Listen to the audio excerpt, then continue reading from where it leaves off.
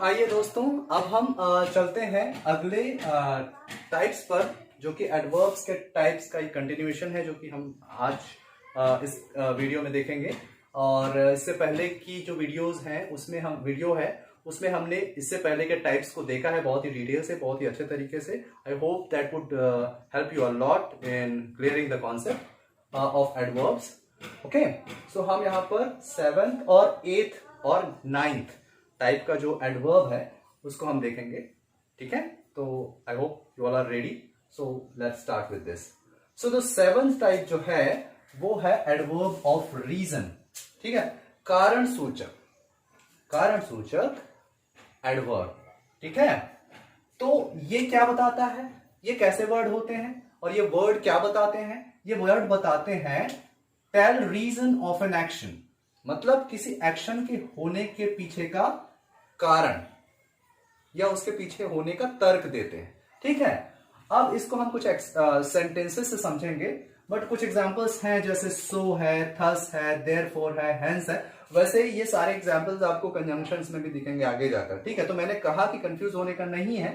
ठीक है, कुछ चीजों के बीच एकदम बहुत ही डिग्री का फर्क होता है। हम जब उन दो सारी चीजें पढ़ लेंगे तो ऐसे कुछ कंफ्यूजिंग कॉन्सेप्ट्स पर बात करेंगे। ठीक है, तो कि कैसे उसको हम और मतलब क्लियरली जाने कि ये अभी यहाँ पर ये है, अभी वहां पर ये है। हालांकि अगर आप कॉन्सेप्ट को सही तरीके से समझे हैं तो आपको ज्यादा दिक्कत नहीं होगी। You are not going to get difficulty in identifying those words separately और डिफरेंटली। बट अभी जितना है हम उसी पे फोकस करते हैं, कंफ्यूज होने का बिल्कुल भी की जरूरत नहीं है। ठीक है, तो सो, थस, देयरफॉर, हेंस, है ना। इसलिए फलतः या फिर अतः, इसलिए, मतलब इन सभी का अर्थ लगभग एक जैसा ही रहता है, बस चीजों की थोड़ी सी बारीकी में बस फर्क आता है। ठीक है, लिटरेचर के तौर पर हम इसको थोड़ा सा अलग देख सकते हैं, लेकिन सबका मतलब इसलिए, थस, इसलिए, फलतः, अतः यही होता है। ठीक है, तो हम इसको अब सेंटेंसेस के साथ देखने की कोशिश करते हैं। ठीक है, तो देख लेते हैं।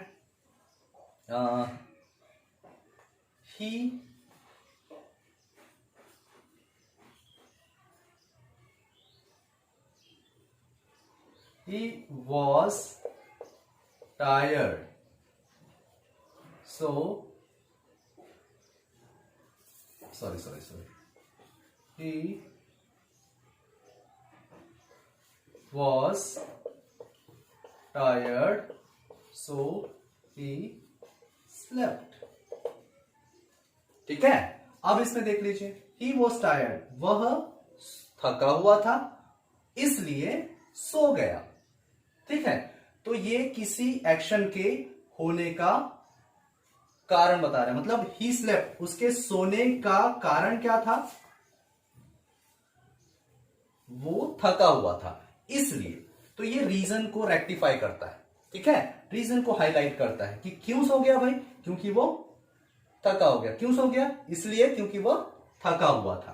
ठीक है, तो सो यहां पर वही दिखाने का काम कर रहा है। ठीक है, he lost the match,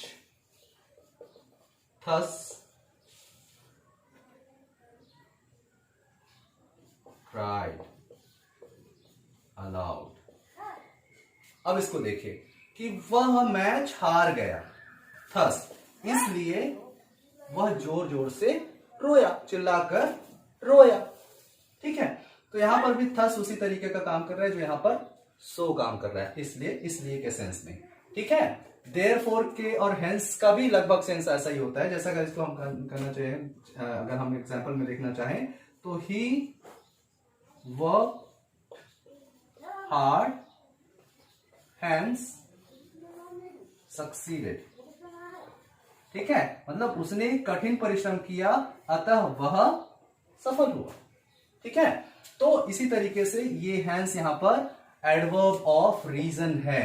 ये सारी चीजों को हम इस तरीके से देख सकते हैं। ठीक है, तो ये क्या कर रहे हैं, कारण बता रहे हैं कि भाई रेक्टिफाई कर रहे हैं रीजन की। वो रोया क्यों? क्योंकि वो हार गया, है ना। वो सफल क्यों हुआ? उसने काम किया अतः सफल हुआ। ठीक है, तो चीजें इसी तरीके से ही वहां पे चल रही हैं। ओके, तो चलिए ठीक है, हम इधर मिटा देते हैं और हम 8th जो टाइप है उसको कवर करते हैं और वो है इंट्रोगेटिव एडवर्ब्स। आपको याद आ रहा होगा प्रोनाउन पढ़ रहे थे तो इंट्रोगेटिव प्रोनाउन पढ़ रहे थे, यहां पर भी इंट्रोगेटिव एडवर्ब्स हैं, इंट्रोगेटिव आपको एडजेक्टिव्स भी मिले थे। तो वो सारी चीजें लगभग घूम रही हैं, मैंने बताया ना, बस सेंस में फर्क आता है, इसलिए वो कैटेगरी को या पार्ट्स ऑफ स्पीच के फॉर्म को बदलती है। ठीक है, तो यहां पर भी इंट्रोगेटिव है, मतलब WH वर्ड्स ही होंगे। ठीक है, तो ये यहां पर यूज्ड फॉर आस्किंग क्वेश्चंस और क्वेश्चन पूछने के काम में आता है। ठीक है, तो ये कौन से वर्ड्स होते हैं? तो ये सम WH वर्ड्स होते हैं। WH वर्ड्स में कौन कौन से होते हैं? ये how long, how many, how much, how often, why और व्हेन। ये जो वर्ड्स होते हैं WH के, यही इंट्रोगेटिव एडवर्ब्स होते हैं।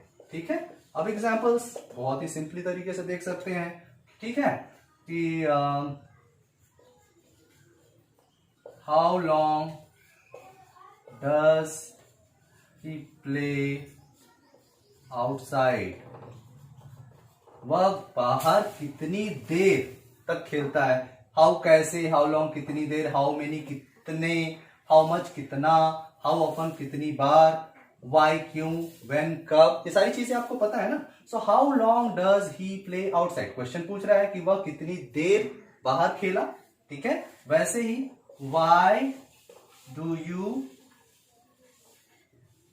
ड्रिंक टी, कि भाई तुम चाय क्यों पीते हो, चाय हानिकारक है, तुम्हें नहीं पीना चाहिए। तो why do you drink tea, sorry why do you take tea, तुम चाय क्यों लेते हो, क्यों पीते हो। So why. इसी तरीके से हाउ ऑफन, अगर हम इसका एग्जांपल में देखना चाहें तो इसको हम इस तरीके से देख सकते हैं कि how often he sees you, तो वो कितनी बार आपसे, तुमसे मिलता है। ये इस तरीके से इसका एग्जाम्पल होगा। ठीक है, तो चलिए जल्दी से हम फिनिश कर लेते हैं जो एक टाइप बचा है उसको, और ये हमारा एडवर्ब यहीं पर फिनिश होगा। ठीक है, तो 9th टाइप है रिलेटिव एडवर्ब। तो सेम प्रोनाउन जैसा ही आ रहा है दोस्तों, यहां पर इंट्रोगेटिव एडवर्ब है, यहां पर रिलेटिव एडवर्ब है। तो कहने का मतलब है कि ये shows relation between action. Okay, और क्या करता है ये, और ये होते कौन है, सेम यही सारी चीजें, how long, how much, how often, when, यही सारी चीजें यहां पर रिलेटिव एडवर्ब का काम करती हैं। बट जब वो रिलेटिव एडवर्ब का काम करती है तो वो रिलेशन दिखाती है, क्वेश्चन नहीं पूछती। एग्जाम्पल से हम इसको समझ सकते हैं, जैसे I don't know how long he would stay। अब देखो, मुझे पता नहीं कितनी देर वह रुकेगा। ठीक है, तो यहां और यहां के बीच संबंध बता रहा है, लेकिन कहीं पे भी क्वेश्चन पूछने का बोध नहीं हो रहा है। ठीक है, he was sad when he didn't see me।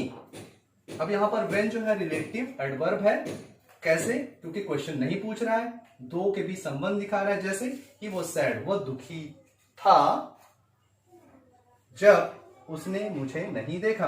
तो यहां पर ये कब से जब बन गया, और यहां पर ये कितनी देर, ये उसी सेंस में ही काम कर रहा है।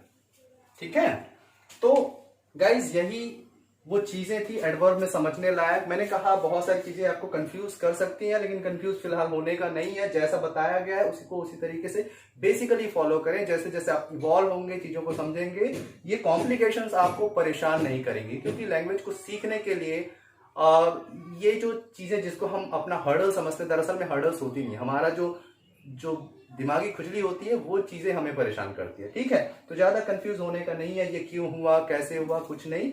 आपको खाली चीजों को जैसा है वैसा समझ लेना है और उसको यूज करना है। धीरे धीरे जब आप इवॉल्व होंगे आप खुद से सारी चीजें समझ में आने लगेंगी। तो ठीक है, तो हमने एडवर्ब फिनिश किया आज, और हमने 9 तरीके के एडवर्ब्स देखे। ठीक है, जिसमें कि adverb of time, place, frequency, manner, degree, quantity, relative, interrogative, reason, है ना। ये सारी चीजें थी। कैसे क्या ट्रिक्स चाहिए, किसमें क्या है, सारी चीजों पर हमने डिस्कशन किया। तो थैंक यू गाइस, और अगली वीडियो में हम अगले पार्ट्स ऑफ स्पीच के साथ मिलेंगे। तब तक के लिए बाय बाय, नमस्कार।